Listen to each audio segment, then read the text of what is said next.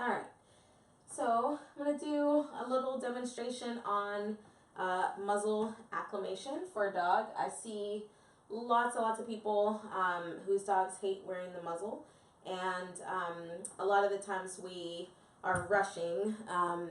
You know, we're concerned about something, so we want to get the dog in the muzzle right away. But you can see Remy already going into demonstrations. But what happens is that the muzzle becomes so much of the dog's focus that it starts to, you know, inhibit and interrupt a lot of the training because the dog is constantly trying to get the muzzle off. And then that can, you know, have other side effects as well. Dogs can scratch themselves. They can scratch their eyes.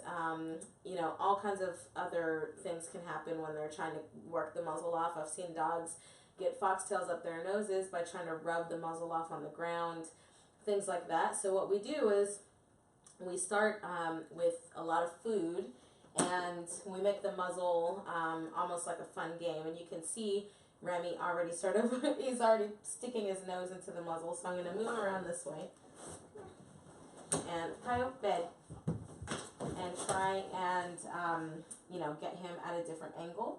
And so initially what I did, and we're in the sort of the second stage right now, but initially what I did was I just stuck food through. A Baskerville muzzle is great because it has a lot of openings. And so I would just take food and stick it through, and then just have him eat the food out of the muzzle. And I've never strapped the muzzle on yet. That's going to come later. What I'm really looking for before I start to put the muzzle on and attach it is this. So he's looking at the food, I can go, muzzle, yes. And he'll stick his nose in the muzzle. I'll do that again. Muzzle, yes. Good job. And I can also do it, I don't mind at this point that I'm dropping food into the top of the muzzle. It doesn't really matter. But I could also have food behind the muzzle in my other hand, tell him muzzle, and then stick food, muzzle, yes. And then stick food there so he's not watching me drop the food in, yes. But what I'm doing here is building a lot of comfort around the muzzle. He's not worried about it. If I stick the muzzle, I don't even have the chance actually to put the muzzle toward his face. He already wants to put his face in the muzzle. And so with any tools that we use, whether it be muzzles, prong collars, electronic collars, anything that could have an aversive effect, we want to try our best to get the dog to want to have it on. And what that means a lot of times is just taking the time and building the proper association. So in his case, with Remy, I'm acclimating him to the muzzle for sport. There's a sport that we do that requires a dog to heel around in a muzzle. Good boy. So he doesn't actually need to wear a muzzle for safety reasons. Although my friends will tell you differently. He gets very excited and likes to chomp on their hair. Muzzle, yes. You know, so I don't have to rush. I can take my time with this. But even a dog that needs it for safety, there's, you know, a level of management that we should be able to do while we do this work with the muzzle. And again, when Remy starts to wear the muzzle, and in the sport you actually do get graded on, you know, you lose points if the dog is pawing at the muzzle, trying to rub the muzzle off.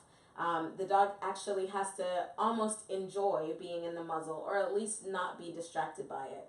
And so in any case, you know, again, we want to find some way to manage dogs. Yes, if we can. Not all dogs will be appropriate to try and manage them if they're, you know, that likely to bite, you know, dogs or other people. But if we can do this work, we're going to have a lot more success with the muzzle. And as you can see right now, you know, again, I have yet to actually tighten the straps on this, but right now he's enjoying putting his nose in the muzzle.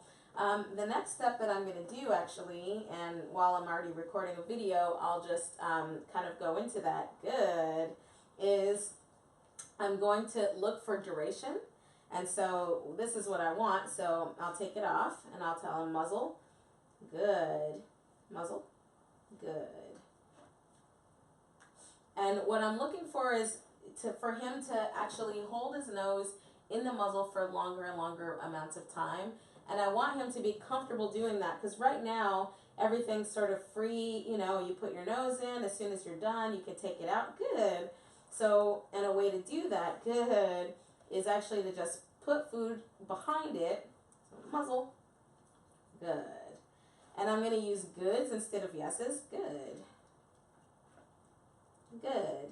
And so what I'll start to do is, after I tell him good and give him one treat, I'm going to take my hand away. The food is still behind there and he knows that it's there, but I'm going to take my hand away so that it's not right there. And then I'll just continue to do goods until I can get the duration to be a little bit longer. So I'll show that one more time. And this is the first time that I've actually tried to add duration to this. So muzzle. Says I'm already there. Muzzle. Good. So I'm going to use a good. Good. Oh, take it out. Muzzle. Good. Good. Good. And this is actually what I want. And if you can, I don't know how clear it is going to be on the video, but good. But my hand is back there, although it's not directly at the muzzle. And before, you could see he was actually bringing his head out of the muzzle in order to try to get the food, but now he's pushing further into the muzzle actually to try to get the food. And that's what I want. I want him to go, you know, this muzzle's close to my nose and my mouth, but food's going to come through there. And if we do too many repetitions of him pulling his nose out of the muzzle, now granted, in this exercise, I've never rewarded him outside of the muzzle. That's another piece of the puzzle here. He's only been rewarded when his nose is in the muzzle, but he was trying to get food by taking his nose out of the muzzle. And so, but he started to get there toward the end. Just keep your nose in the muzzle, and then he's pushing toward my hand. And that's what I want to see. And actually, I'll do a few more repetitions of that, and then that'll sort of show me that he's ready to go to the next step, which is actually going to be securing the muzzle on him and feeding him through it.